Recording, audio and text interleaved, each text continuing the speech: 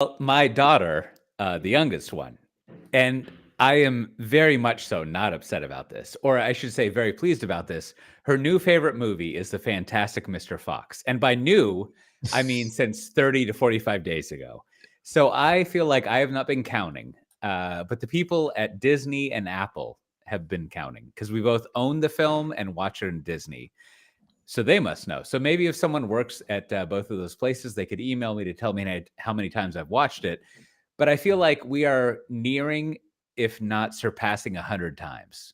I could Wow. probably, I don't know if you've watched, what is the, you two must know, what's the space show on Apple TV for all mankind? For all my kind. Yeah. Yeah. Right, It's and they're good. on the moon and they're watching that Bob Newhart show over and over again. I feel like I'm Hi, Bob. almost at that point, except I have the entire Earth to roam, so I'm not going to get space madness.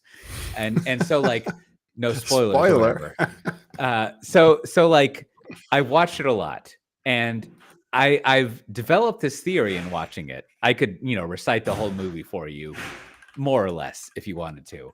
But I think that if you watch a movie or a piece of like is this true? It might be true about songs. I'm not sure about other mediums. Definitely music, maybe books. It's hard to like read a book as much as you would watch a movie or listen to a song.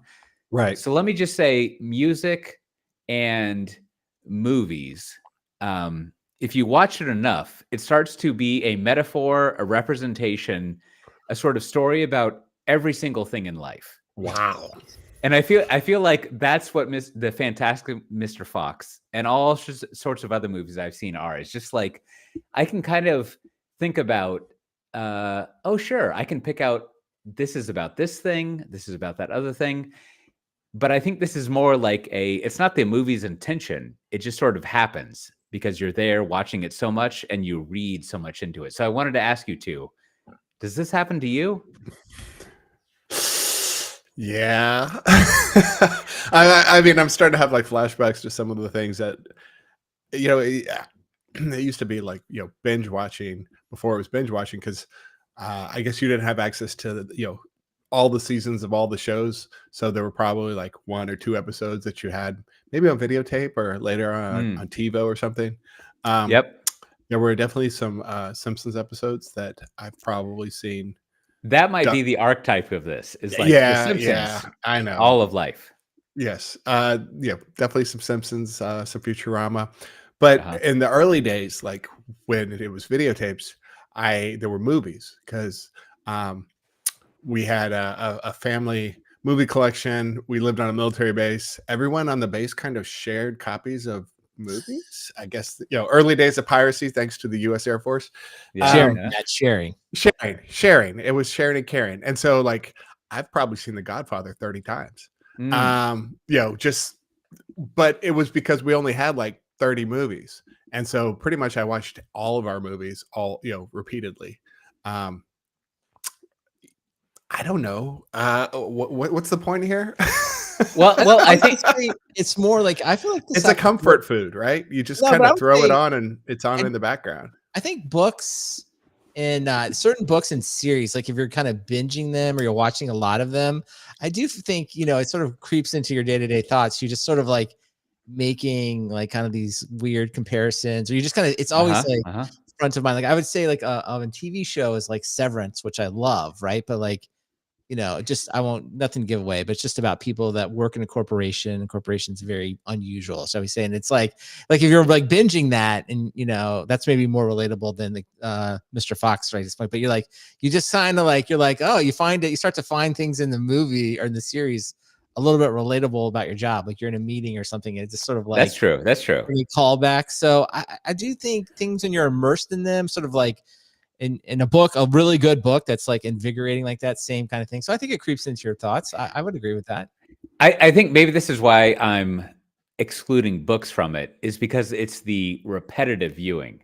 It's seeing it over and over again that really like books are hard. Yeah. Maybe is this the title of a book? It's like well, as we would say nowadays, people search for meaning, not man search for meaning. But like it's this like search for meaning that you're going to sit down yet again. You're going to watch The Fantastic Mr. Fox, and you're like, Kylie has a platinum credit card. What does that say about me? right? I mean, he pays his bills on time. He's always had good credit. He's just there to be available, right? So like you see it so much that like it's not even when you're watching it, or I should say it's not only when you're watching it, but it just kind of like creeps into your head. Yeah. Like all the time. And so it's just sort of like it's always there. You relate to it, you think about it, things come up. And so I think that is, I mean, maybe before there were movies and TV and you were like, I don't know, some sort of noble or monk in like 1397 and all you had was 4 books. This might explain the Bible and all sorts of religions where you're just yeah. I got this one fucking book. I got nothing else to read. Here we go Right. again. And so it becomes the totality of existence in life at some point because that's all you have. I would say, like, I do think, like, I didn't fall into this myself. I've never read the series, but like Harry Potter, like, I know I have like relatives, like teens, tweens that like they have read the Harry Potter series, like, I don't know, many times over. Like, they Good point. It's just over and over. Like, I don't know. I have like one family member, extended family member that read it. Yeah, I don't even know how many times, but like, but it's sort of like, I think if you do, there are some books I think that people do that on where they just like as soon as they finish it, they start it again just because they like it's almost like living in that world. Yeah, I used to have a cycle of books when I was younger, like things that I probably read way too many times, but I guess I kind of outgrew it where I had too many to read. It's like, oh, well, I could reread, that book, or let me go read something new. And now it's like audiobooks.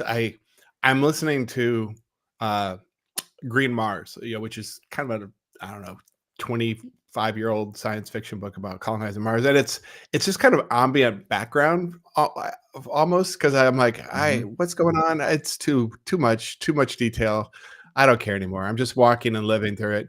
But I'm also kind of like, this is just relaxing. This is like the soundtrack to, walking the dog. So I don't think I'll listen to it again, but maybe a better question though, is your daughter, is she noticing new things, or is it just you? Because I think most of the time kids are interested in just like, sort of the repetition is very comfortable for them. They like to know what's going to happen.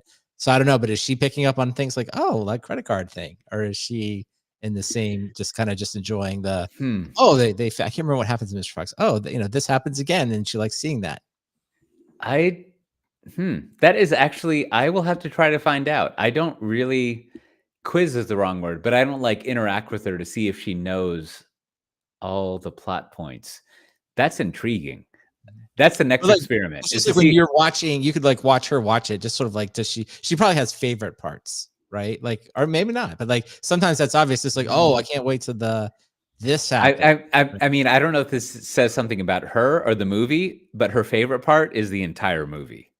Okay, right. And so, yeah, but I'm going to have to find out, like, I'll have to start. I'll just throw it different, like Frozen, clearly certain, music tracks, like, the this kids is true. are almost excited, like, I mean, obviously, like, can't wait for the Let It Go part to come on. Right now, that is a whole other realm of what we're talking about, is once you put songs and music in it, which Fantastic Mr. Fox, there's one like musical thing in there, but like, once you put that in there, that's a whole other game, because she will like stomp her foot. So of course she wants the like Let It Go thing, as you were saying. But with the Fox, I'm not sure, but I'll have to figure that out. Well, speaking of things that we get obsessed with that go over and over in our heads, we've got the Cloud Native Computing Foundation Landscape. And I think there was some discussion in our Slack channel. Now, if you're not part of the Software Defined Talk Slack community, you're missing out on all sorts of great things. We've got lots of ongoing discussion. We've got all sorts of strange channels and not strange ones, things you can pay attention to pretty much every day. I was thinking, I'm getting a little bored of my RSS feeds. Not bored, but I consume them quickly. And I realized what I've got to do is log into the Software Defined Talk Slack channel and see what's going on there first thing in the morning. If you want to join it, you go to softwaredefinedtalk.com/Slack. Anyhow, someone is bringing up that you've got the big old landscape there. And like, it seems kind of massive. What's going on with it? Have developers run away with it? Is the community going crazy?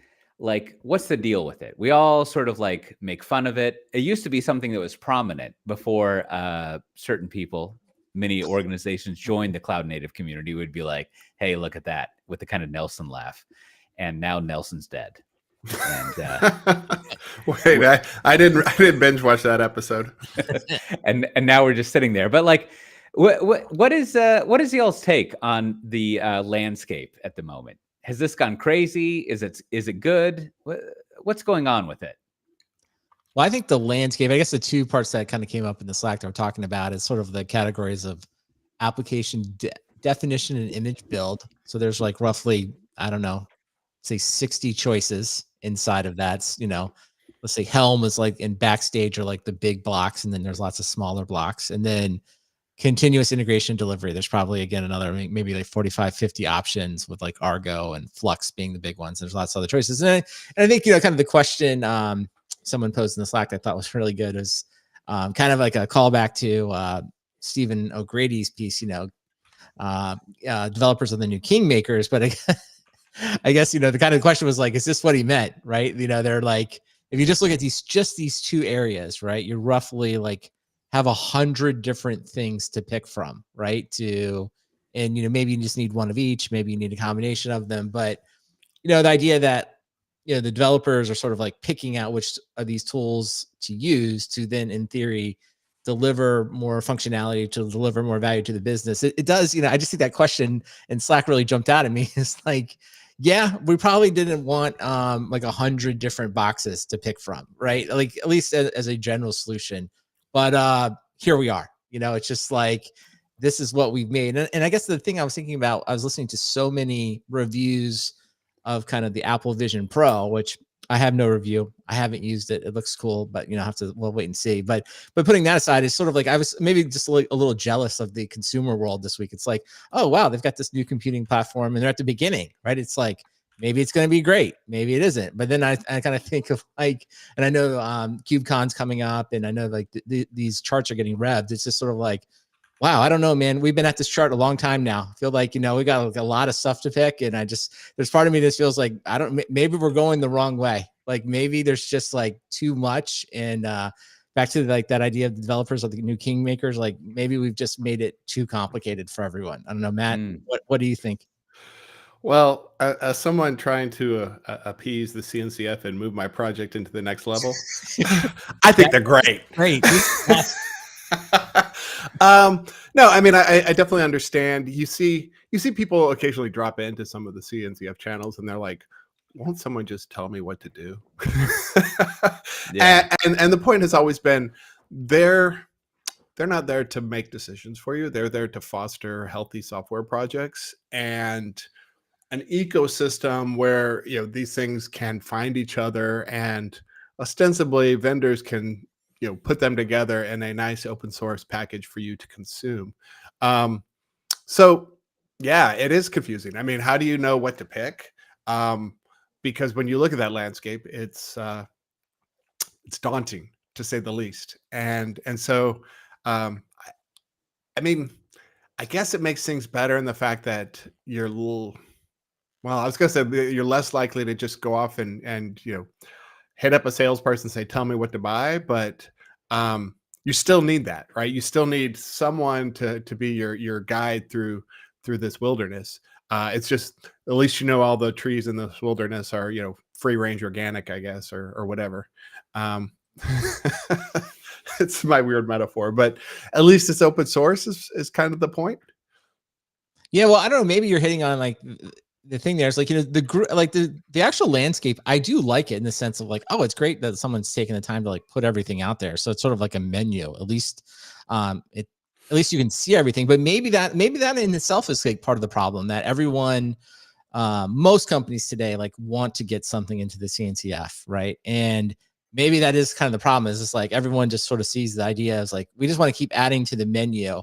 And I don't know. I think there are like Systems Initiative, and I think Cote, your old one of your old bosses, the Pivotal founder, right? They're starting some new stuff, but like, and maybe that's what we just need is sort of like someone stepping back and be like, hey, you got to get away from just like the menu of ingredients. Like we gotta, if we just keep adding to this list, if we just keep adding projects on, it just may become more and more of a distraction, right? It's sort of like almost having an editor in some way of being like, no, like we've got to edit this down to give anyone a chance to like get value out of this much more quickly. Go ahead, But Matt. that's like the calculus every new project does. They look at the CNCF and they're like, that thing's a mess.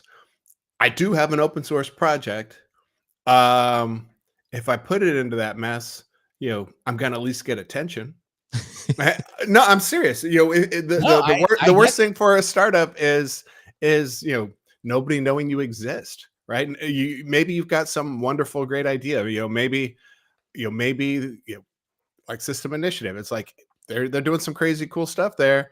Yes, it is open source, but they need like the fame of Adam Jacob to push awareness. Dagger, same thing. They need the fame of Solomon Hikes to push awareness. If you were just starting something up like that, if you were just three randos in a garage in Silicon Valley, like you probably end up having to burn a boatload of VC to get attention, or the fame that you have is kind of the alternative. And so if you have a less famous project, you look at the CNCF and you're like, well, we are open source. Should we go ahead and do it? We'll lose control, kind of. How far do we have to go? How deep into that pool do we have to go before we lose complete control? Because obviously we've seen folks like at Google who are like, oh, I wish we'd held on tighter to Kubernetes or Istio or what have you. But eventually even they like gave in to the CNCF. So okay, but I agree with all that. But maybe just a broad question is like, okay, as people keep adding to this list and the landscape gets bigger, like, are we making progress? Like, is it getting better? Or is it actually getting easier to develop, whatever the business functionality is that you want, so that your business? I mean, obviously there's more functionality and it's covering more use cases, but you still have to have somebody to make heads and tails of it. End users still want an opinionated version of this landscape, or they want some path that somebody's going to say, yes, this is the way to do it, and by the way, we'll support you. That's the problem with open source, is like I had a very large company the other day hit me up on the OpenCross side, and they're like, where can I get support? And I was like, that nobody sells support for a CNCF project. You buy the commercial offering on top of that is what you're buying.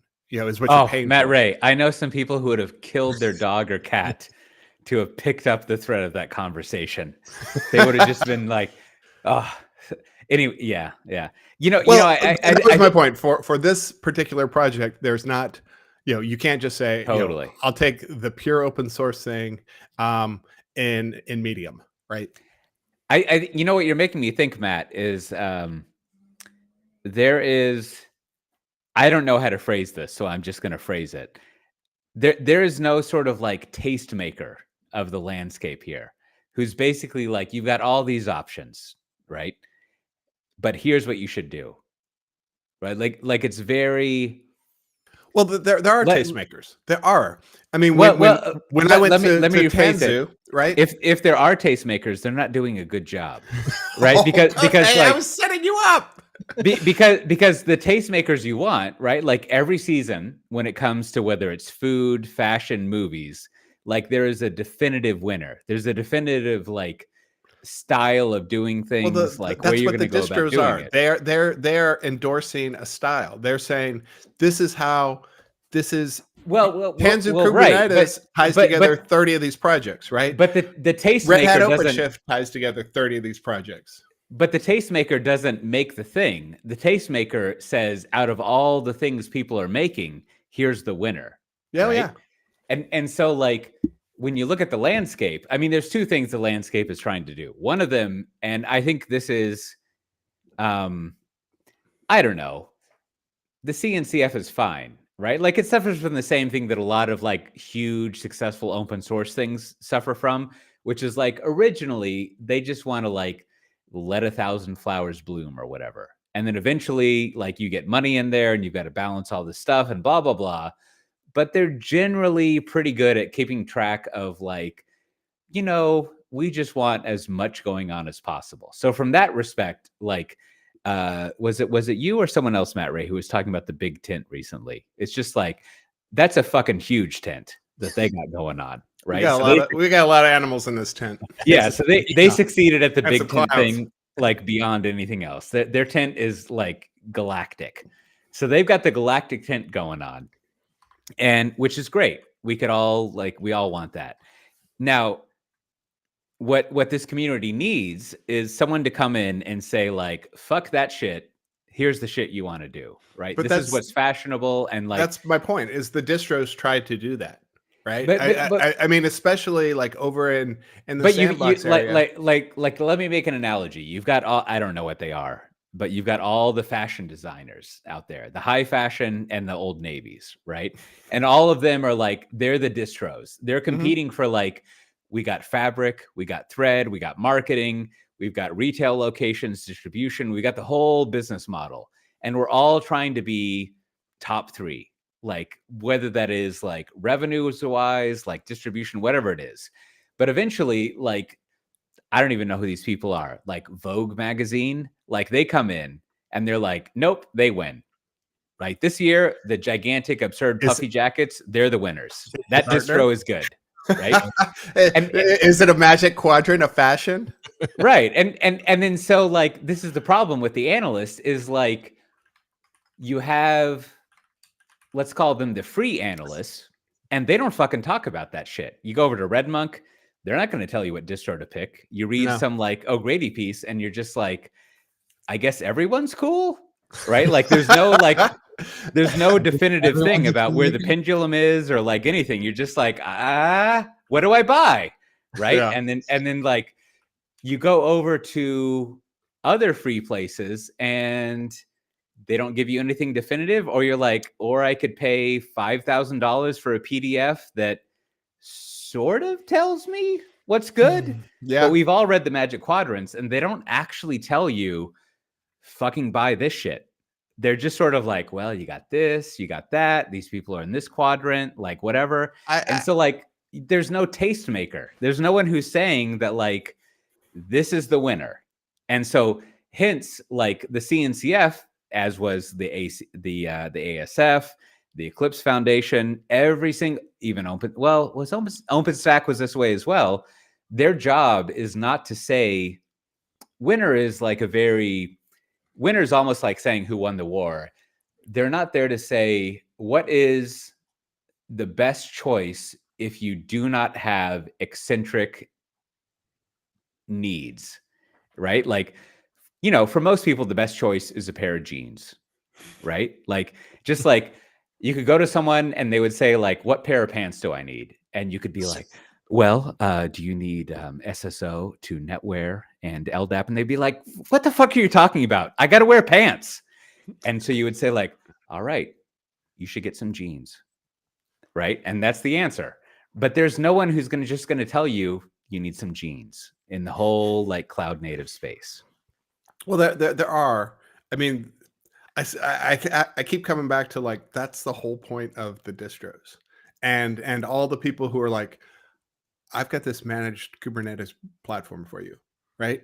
We've made these decisions for you. We've told you, you know what? You need a straight leg. Don't go with those bell bottoms. They look ridiculous. You need a straight leg. We'll handle your single sign-on.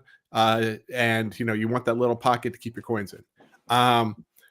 That's the whole point to those people. The fifth pocket. To service providers and the cloud distributors. They're there to make those decisions for you. And so when you come in and you're like, which service mesh do I use? They're like, you don't care. We've already picked for you and we're supporting one for you and it's going to do what you need. That's fair. Right. So my point is, like, the whole point to the CNCF Landscape is, yes, it's a menu, but it's a restaurant supply menu. It's not meant for the end user. I like that. So the tastemaker is someone who makes your what do you call it? A capsule wardrobe. They're sort of like, you've got all these options out here. in the landscape. Yeah. I'm going to give you the capsule wardrobe. I don't know how many are in a capsule, 5 to 10 outfits that you will need. Yes. And you hire my services. That's And fair. and that's how you get the Tom Hardy of Kubernetes, right? All right, but just a broad question then. It's like, okay, let's just grant the distributions where it's supposed are the kind of the things you're supposed to pick for. But I guess I just got my question, like, is this working? Like, really, do people just pick the distribution and it really meets needs? Because it feels like What's there's the alternative?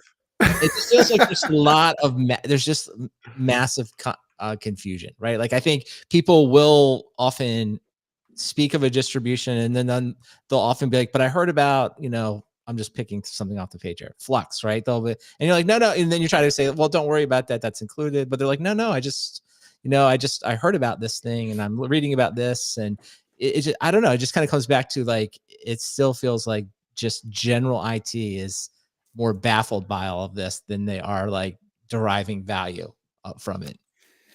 I think maybe the answer is like, this is why, maybe for Cote's sake, in a good way, it's like, this is why I think it's like, well, I don't know. Let's just keep running VMware. It's working, I think it looks like that and I'll be happy. And if all of you figure it out, come back from the EU, CNCF in Paris. If you figured it all out, and there's like 2 boxes, let me know. If not, I'm just gonna keep the VMware running.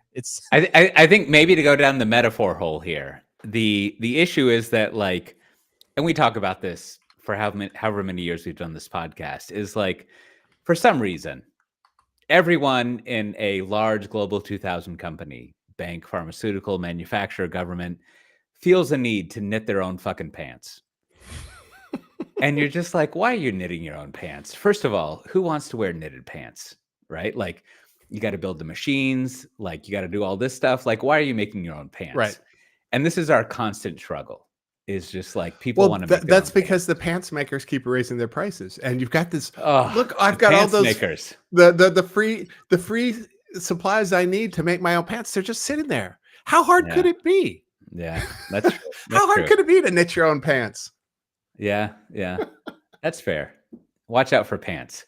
Well, speaking of pants, I think we've hit upon, like, I have been trying to sort out what this whole enshittification thing is for business to business business. Is B2B still something that people say, or is that a Gen X phrase? Matt Ray, what do you think? I think we say it. I think we say it. Business knows no generations. They're gonna keep. I'm keeping that. On. Yes, I think we have to keep that. Okay, good. Business knows no. Yeah, I like. Maybe it just has vibes now. B2B has vibes. We'll just add that. That'll make it more. Does it have Riz? Probably right. Not. Probably does not have that. But I like where you're going. I don't know what that means. I'm going to move on. So first of all, thanks to not Brandon. I get you two confused all the time. Every time I talk about Brian. But thanks to Brian for covering the enshittification thing. I think he brought up a great point, which I agree with, which is there are 2 types of businesses, as the Netscape CEO, whatever his name was, said. Jim Barksdale, yep. That you're either bundling a business or unbundling it. 2 ways to make money, basically. That's, I think, the quote. Bundling or unbundling. Right.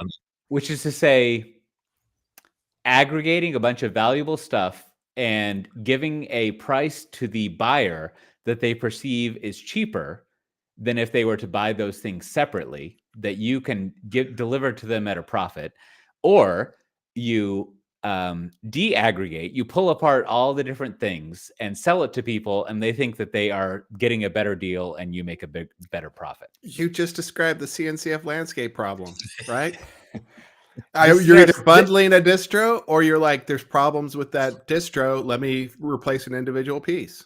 Hence the genius of Brian's explanation of the enshittification thing. Now, I think in listening to what he was saying and thinking about it further, I think maybe enshittification only applies to consumer businesses, because there's a flaw in the enshittification position, which is what enshittification is saying. And I've got to disclaim, I'm saying this to you, Matt, because you are the Cory Doctorow representative here, whether you want to be or not. Oh, sorry.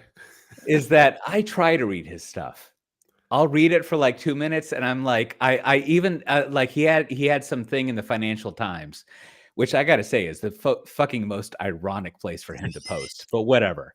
Yeah. So I had to go somewhere to like remove the paywall to read it. Whatever, I get it, right? Like someone's got to pay to go to that Disneyland trip that he goes in his Tiku bar and all that kind of business. No problem. But like I went to Chat GPT and I was like, tell me the arguments in this because I couldn't make my way through it. But I think the issue is that enshittification only happens in consumer-based businesses. But the question becomes, so are the actual customers of the enshittified services, are they enshittified? The people who are buying advertising? Like, I think they might like it. No, Like, they hate it too because well, on the other hand, as opposed to what? Did they like the previous advertising scheme? Like, has anyone ever liked like going to talk with Don Draper and him being like, it's a fucking carousel, it's toasted, like all that shit, right? That didn't work.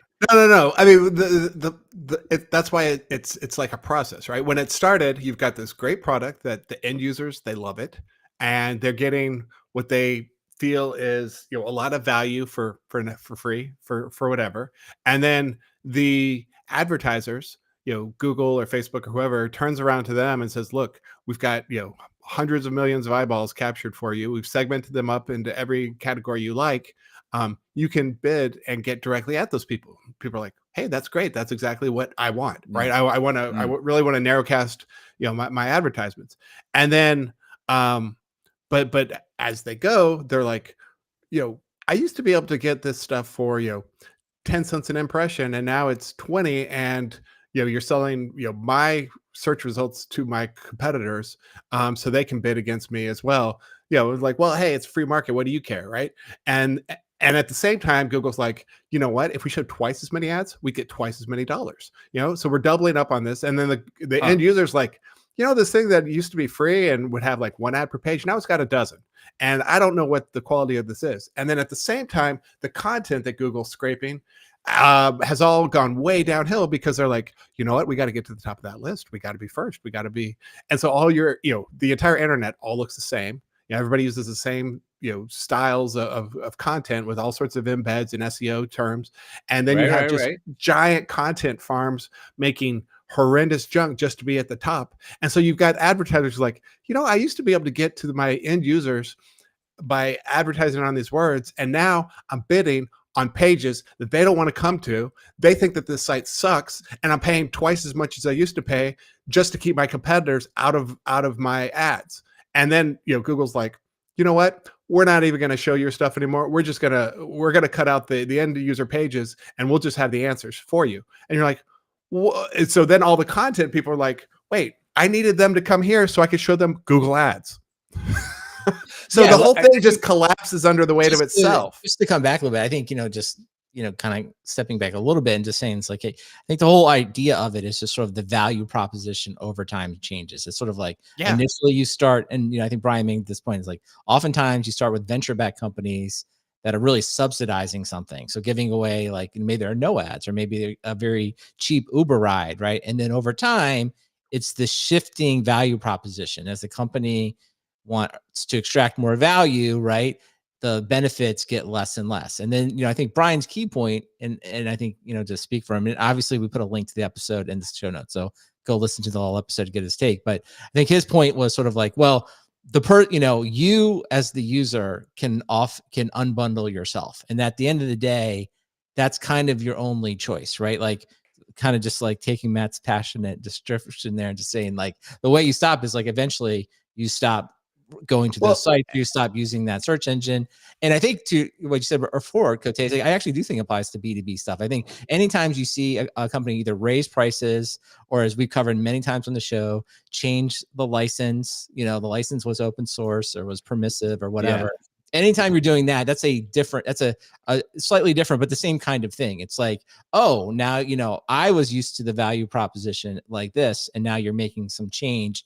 And so at the end, you know, that's kind of thing. I think Brian sort of like at the end, he says, you know, I think he says something like he didn't solve it, but I think ultimately you as the company or the user that's using this product or the company buying this product your only real chance there is you just have to think of your part of the bundle. And at some point you unbundle yourself. And that's the best you can do. You're really not going to ever change this idea that companies aren't going to seek to maximize value. That's unless they're not public. I really like what both of you are saying, because it's making me think that in shitification in B2B, we call that lock-in. Yeah, because a lot of what you two are saying, and you kind of clarified this a lot, Brandon, is there was an original. Let me rephrase some things. There was an original promise about like what the relationship was going to be, because that's a big word in enterprise software.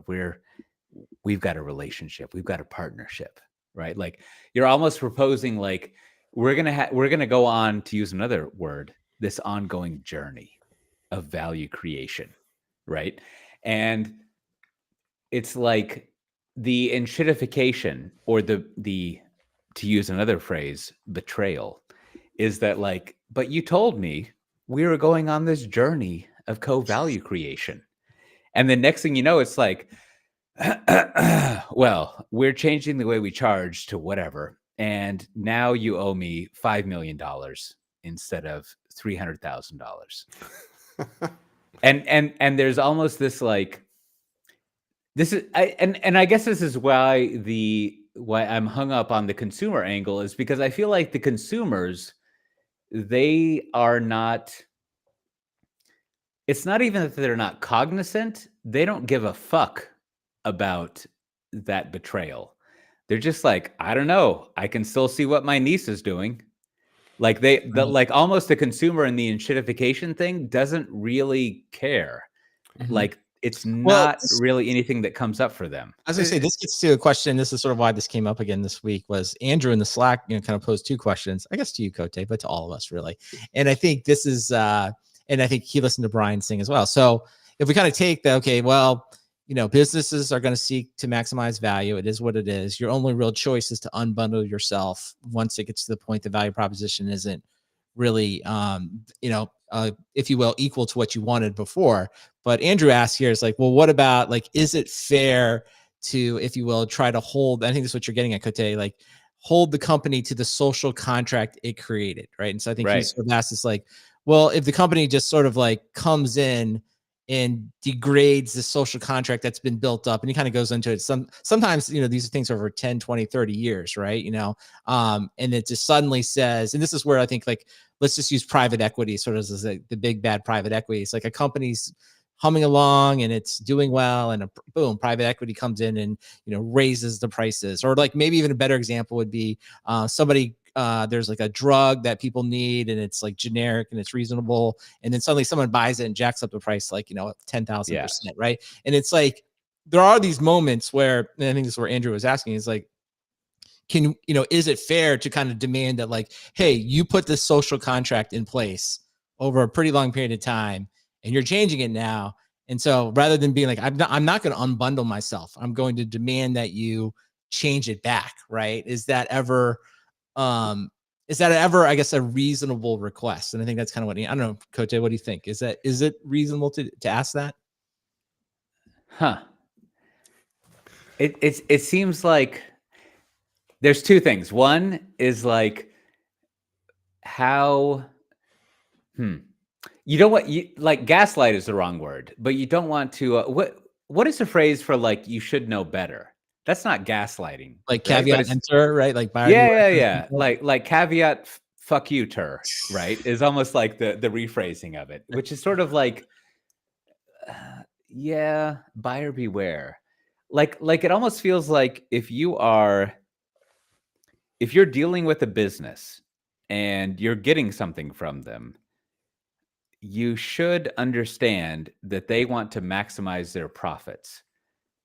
On the other hand, if they are saying to you, we want to be your friend, then that almost is the opposite of that. It's very confusing. I don't know what to do with that at all. I think that's both corporations that employ people and just general, right? As well as, things that are sold, right? I think this is the part I think Andrew's sort of touching on. It's like, there are times like, if you will, maybe even unintentionally, that the corporation will try to, like, if you will, kind of like, if you will, put you at ease. Like, don't worry, it's always going to be like That's this. right. That's right. Don't like it is like, to your point. It's like, it's not just you're getting paid to work here. It's like, you're part of something bigger, right? And there is this kind of Yeah. like, you can Like get, if Apple. you will, if you don't have your guard up a little bit, right? Or if you're using a free product that you really like, an open source product that you really like, and you're like, no, this community's been great. They've been doing this for a long time, and they would never change the license. That would never happen, right? You get lulled into it, and these entities do kind of do that. And so I don't know. You can kind of put it on either person. It's like, well, Right. it's on you, kind of like, buyer beware. It's really on you, because you allowed yourself to be lured into this, and and you should have always known that they're going to change it. That's Or good. it's like, Yeah. no, it's like, come on, you said this for a long time, and we've been working together for a long time. Like Gmail, that's a good one. It's like, me and Gmail, we've been together a long time. If tomorrow they're like, it's Shut it down.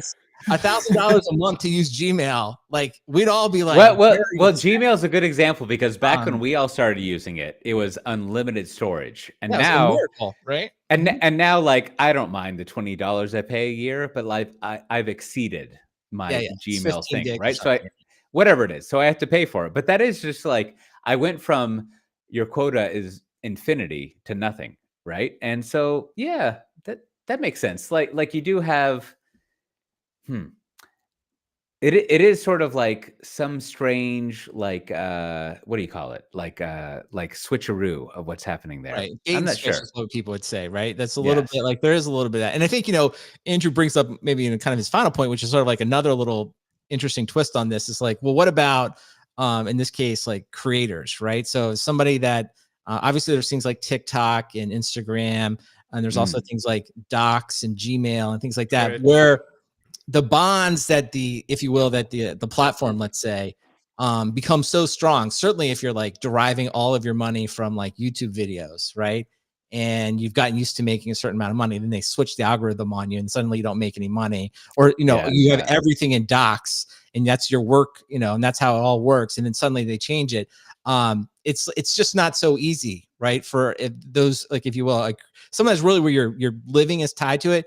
A creator, you can't just unbundle yourself, or you can't do it very easily, right? It's sort of like you're almost tied to the thing that makes money. So if they change it on you, it's like, oh man, this is like a huge, it's almost like getting fired from a job. Well, and I think that's why there's such a strong reaction to license changes, is people think that they're going with open source as an insurance, as a hedge against this, oh, you're going to just change the licensing, and now instead of paying, $60K, I pay $300K, and I didn't have any alternatives. Yeah. But with ostensibly with open source, you'll be like, screw it, I'll just keep using the open source and build it myself. Or, I'll keep getting the same value, but I won't have the support, and I'll have, a couple more rough edges, but the premium that you're requesting isn't worth it to me. And so, I'm just going to, keep using the open source. But if there's a full on license change, with the rug pull license change, it's like, oh, I can't even do that anymore.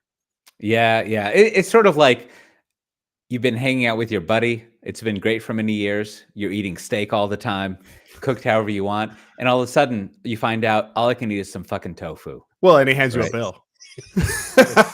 Your buddy's like, oh, and here's the bill for all that steak. And you're like, Yeah. but the steaks were free. We were hanging. Even worse. Well, in the context of all of this, just to briefly comment on it, there was a lot of quarterly earnings calls, things like that. It seems like the tech industry, despite everything we've just said, is doing fucking fantastic.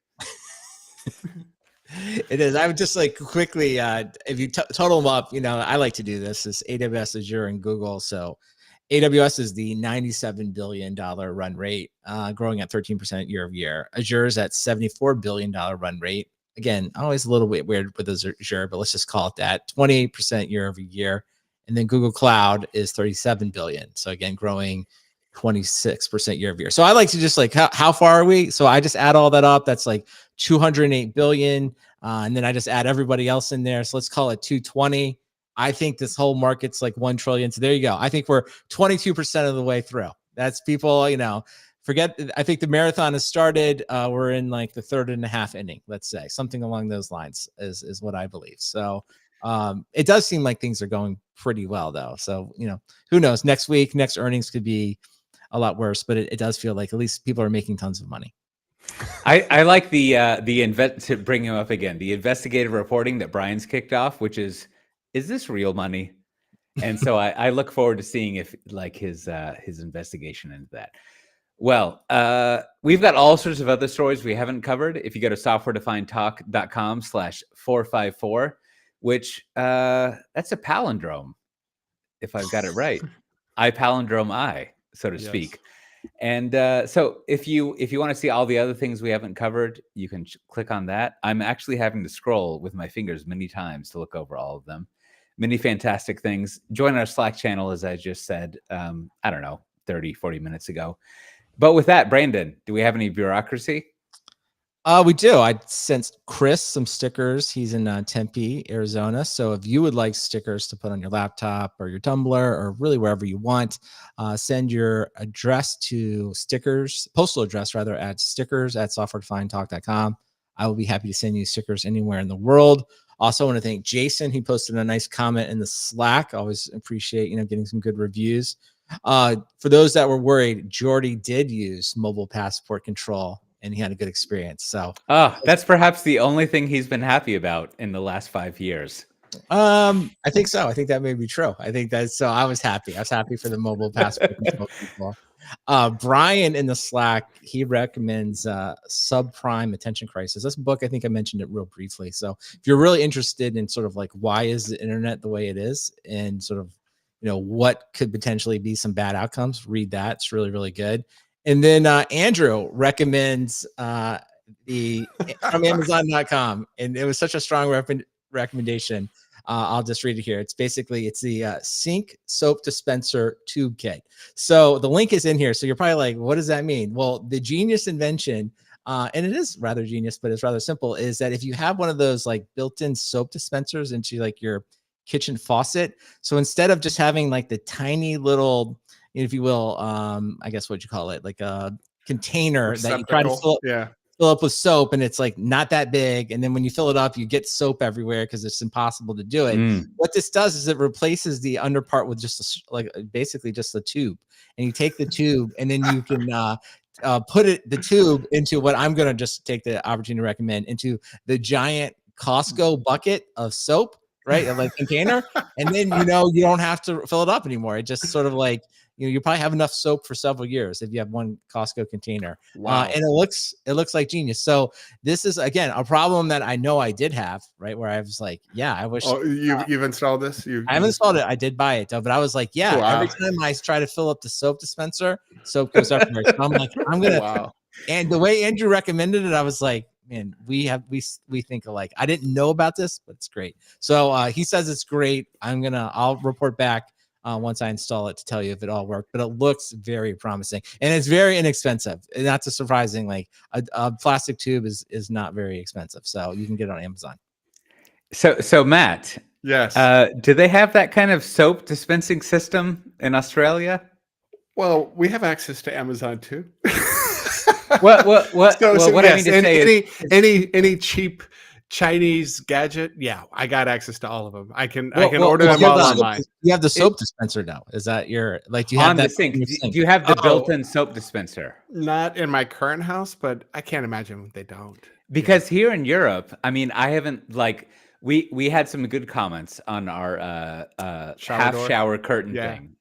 That like one of our German listeners said that they've always had a full coverage, which is great. Oh, okay. Congratulations. Good job, Germans. And so like, I don't know what's common in households, but I feel like with my limited experience in Europe, they don't have this built-in soap dispenser. I don't think that's normal, right? And so I'm wondering if this built-in soap dispenser is like a self-created problem. Like that, like you build the soap. Like I have never liked for everything that you just described. I don't like that dispenser. We had one in our old house back in Austin, and I was like, I'm done with this. I don't want this. Right? Too messy. it seems weird. Yeah. Like So you I just have just a don't. bottle. You just have a bottle. had a of bottle. soap, Yeah, you have a bar, bottle. and like then a you just I don't sandwich. mix it. like Mhm. even though it's my own home, I don't know where this soap is coming from. Well, it's Like- coming from a magical tube. And so I feel like this is making me think, I always like to come up with new business ideas. We should launch a new podcast called International Sink Technology.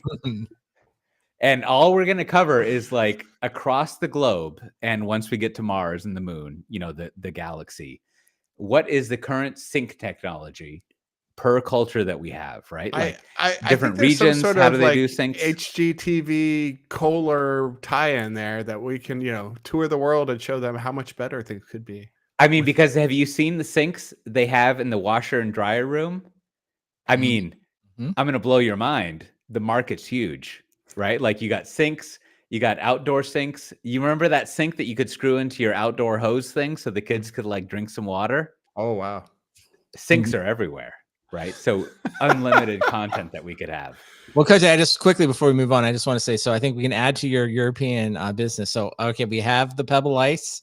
We're going to send you a bunch of Stanley Cups. Again, free use of the restroom. In the restroom, there will be a sink. It will have a soap dispenser and we'll have the tube thing in it so people could try it out. And if they like it, they in Europe can put in soap dispensers at their, I think we have a good sized audience here that we could just pivot to it and most people wouldn't notice. Yeah. Yeah. And the sister podcast is going to be napkins. That's a whole other technology that like has all sorts of applications. Well, speaking of napkins, I am looking forward to when I'm going to be at Scale and DevOps Days LA, March 14th to 17th. I'm going to be speaking there at DevOps Days LA. You know what they're going to have there? Free napkins until you're sick. All the napkins you want, every single fucking place you go in California. Wow. Napkins, napkins, napkins. But really, it's going to be a great conference. Matt Ray and I have been there many times. It's great. There's lots of open source people, lots of people interested in everything that we talk about here. And also I'll be speaking. So it's going to be great. Also, we have KubeCon EU Paris coming up. That's March 19th and 22nd. I'll be there. You're not going there, right, Matt? Oh, I'm there. Oh, and Matt Ray's going to be there. So, I mean, we're going to have, it's going to be a hootenanny, man. We're going to sort out this whole landscape thing while we're there. I do not have the VMware. I don't have the VMware 20% discount code in the show notes, so I can't read it to you. And you wouldn't be able to like write it down anyways. But there is a 20% discount code that I'll put in the show notes if you haven't registered yet that you can use to go to KubeCon EU Paris, March 19th to 22nd. There's also DevOps Days Birmingham, Alabama. I don't think that's the UK one. That's April 17th to 18th, also in this year. And then also coming in March, is it the 31st? I feel like that date is wrong, but I should go check it. But if you go to softwaredefinedtalk.com/454, I'm hosting an executive event. I'm pretty sure it's March 13th, which maybe I transposed 1 and 3, which is something that happens. But, it's kind of invite only. But if you are an executive who cares about like application development or something, try to get in and I'll be there in Dallas and we can talk about security in spring and other stuff like that. But if you want to see that list of conferences and a bunch of other things, you go to softwaredefinedtalk.com/454. Now, Brandon, what do you have to recommend this episode? Well, Cote, I know you said you made a typo. Maybe a quick shout out to the CFO of Lyft, who, and if you haven't read it, a fun article is they added a 0 onto their growth. So instead of it being 50 basis points, it was 500 basis points, which caused the stock to spike up. And then during the earnings call, she had to correct herself, which was very funny. And then, of course, the stock went down. So don't worry, Cote, that's a very small typo. Very common. If CFOs do it, not an issue. Yeah, and no one. I checked here on the real time software defined talk stock. And there was no effect. No one. It didn't spike up or anything. Good. So it's all good. I can still retire on time. That's right. Well, I've been doing a little home automation. Home automation is always one of these things. Like if you add it to your house, it makes it more complicated, and inevitably it could make your family angry. So I'm always very slow to add things, but I added this Chamberlain smart garage control, which is just basically the ability to open and close your garage remotely. And so it seems like a pretty good solution. So this one basically has like a little hub, and it has these like little Bluetooth, if you will, things you stick to the garage doors, and it lets you know if it's open or closed. So I went with that over various other like camera solutions, which are like if they can see the QR code on the garage door, it's open or closed. I thought that'd be more complicated. So far, I think I'm pretty good with this. I actually paired it with just a simple camera that is completely detached from the system, so I can actually see. And this is just the use cases here is I drove off, and I didn't remember if I put the garage door down or I didn't put the garage door down or somebody needs access. So tentatively, I think it's been a good solution. It's pretty simple. And best of all, with all home automation, is it doesn't actually take away the basic controls. Everyone in the family can still just hit the button to open the garage door and close the garage door, because that's one thing I've learned. If you sort of replace that as the only way to do it, you're bound to irritate your family. So if you are someone that's looking for a garage door solution, check that out. And I know we have many people that probably have looked at these things. So if you know of something better, let me know. Like many people gave us better water bottle suggestions. So if there's better smart garage controls, let me know. I want to hear about them. Put it in the Slack, if you will. Let me have a little defaults lifestyle tangent here, Brandon. So what's your findings as far as people in your family using the Internet of Things like home iPad thing, right? Like not iPad, but like iOS thing. Like I feel like The Home Assist. I would like to have my family know that I have installed these lights that they can control from their phone. But their answer is always like, I don't know what the fuck you're talking about. Go away. So like, Or is I'm it just a baby and I don't have a phone. well, she does, but she wouldn't know how to use it. But like, is that like a thing that I should expect people to know how to use? That like, if you want to turn this light off, you can get your phone and turn it off, or not? Like, I think you have to like. I actually think it's almost like discovering, if you will, advanced features in an operating system. Like you have to like always maintain the default way for something to be used. So like light's a good example. Like I will not put a light in the house or a switch in the house that still doesn't allow you to like turn the switch on and off. Not. Right. Yeah. Like if right, you do right, that, right. if you're Sure, like, oh, sure. well, now you got to use this other thing, that That's will a just make people killer, mad. yeah. And then it's funny. It's like there's just a technology adoption cycle in my house. Like my son's 13. He's just a little bit faster and more interested in this stuff. And like for him, it's like, oh, like because he has a phone now, and he's like, it is convenient for him because he can open and close the garage just with his phone, right? So that's sort of like I see. he likes that, and it's useful. And the same thing with like I have the Nest thermostats.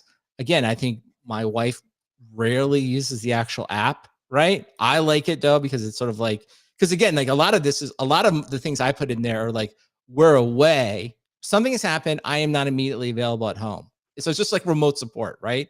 It's Right. what if someone calls me and is like we had a situation, we had someone looking after our dog or something. They left the garage door open.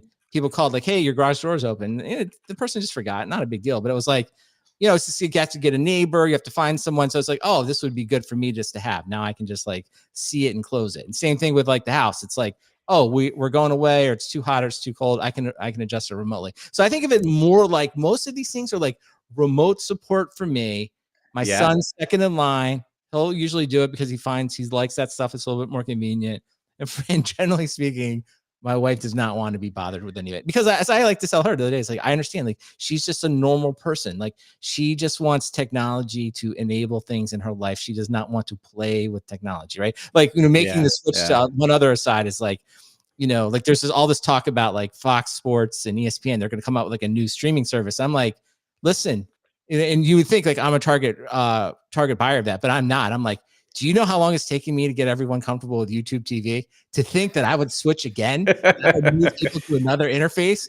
No way. Like you probably got YouTube TV 10 years before I will make another attempt, because now everyone's very comfortable with it. They like it. But for the first, I mean, I cannot tell you how much complaining there was for the first several months, right? And it was just like, so anyway, that's just a whole thing. I look at this mostly as remote support. Now, maybe if you're super tech savvy, I don't know, Matt, your household, maybe you got more people, so maybe it's a little different.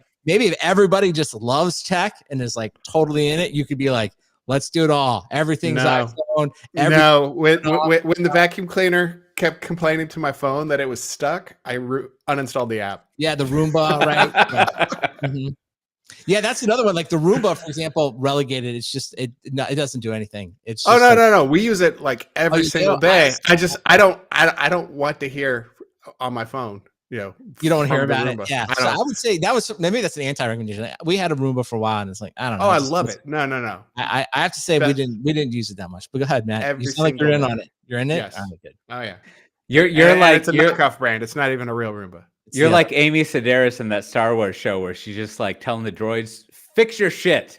I don't have time to deal with your fucking shit. Yes, the highlight of the series. Yes. Speaking of your fucking shit, what do you have to recommend this episode, Matt Ray? Well, I'm here to report that Floss Weekly is back from the dead.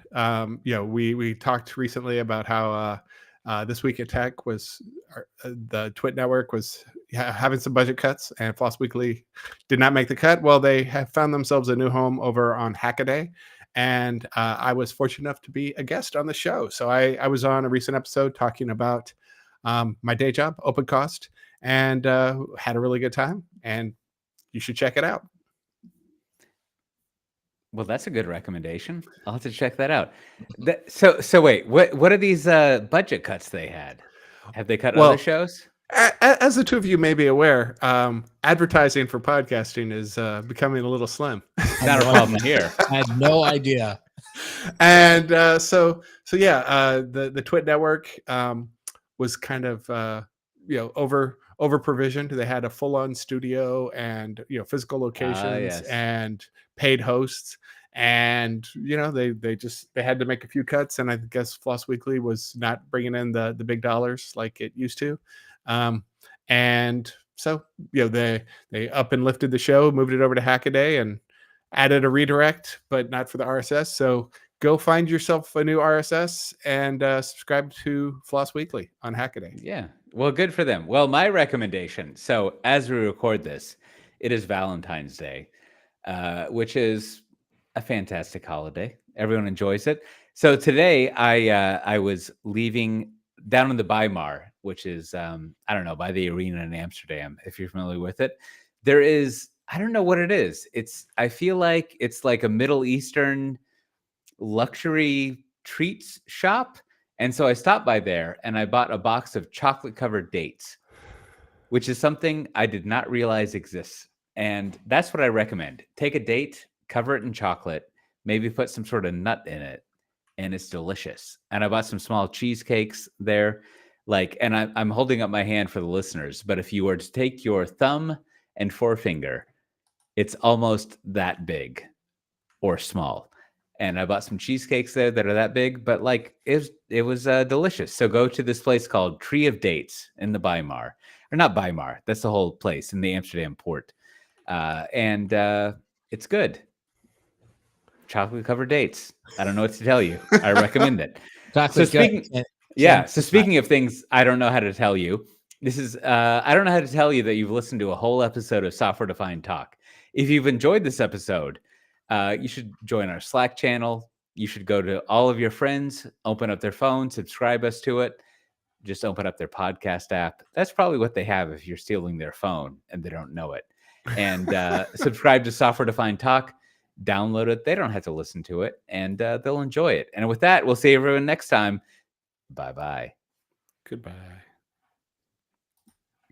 All right. Well done.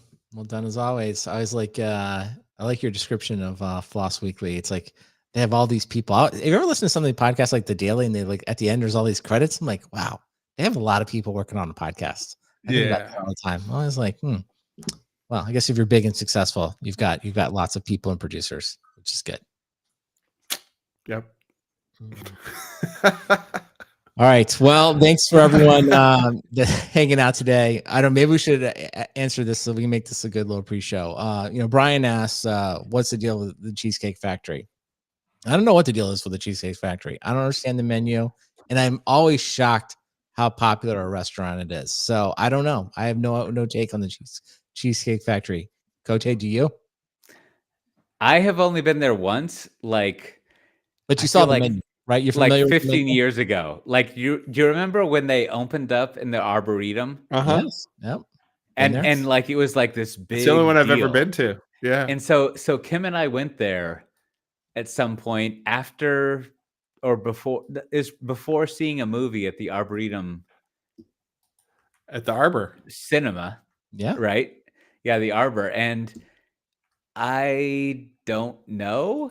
Like I feel like here's another way of answering it. So like, of course, I subscribe to all the Kinji cooking things, like in Instagram, Well, YouTube. I'm sure he's a big fan. And so at some point not at some point, like in the past week, he went to Boca de Beppo and he was like, I forget what he had some good reason, but he was like, I wanted to go here to get a baseline for what carbonara is, right? And so like I like to come here when I've got a big party because I can always seat them. And so he sat down at the bar and he had his like GoPro strapped to his head and he was eating the carbonara.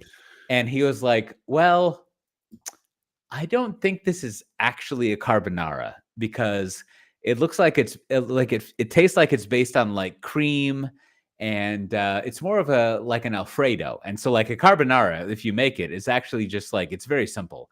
It's basically just like pork fat, pepper, and eggs. And you cook the pasta and you throw the eggs in after the pasta is warm and you kind of like mix it around with the pork fat and the pork and the eggs kind of cook without scrambling, right? So there's no cheese or cream.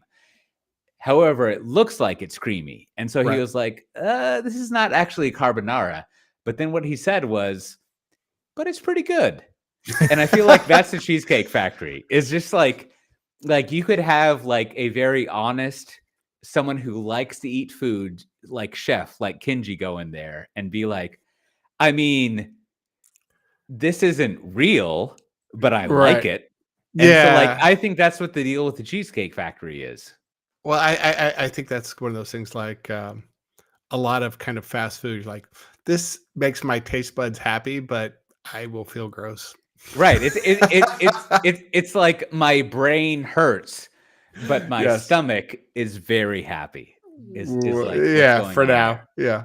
Yeah. All right. Well, that's the review of the Cheesecake Factory. I'd say I think we'll just leave it on this. The Cheesecake Factory, like good enough. Good enough. Enough. That's what people think. So. Yes. All right, good. Good enough. That's right. Not good, but good.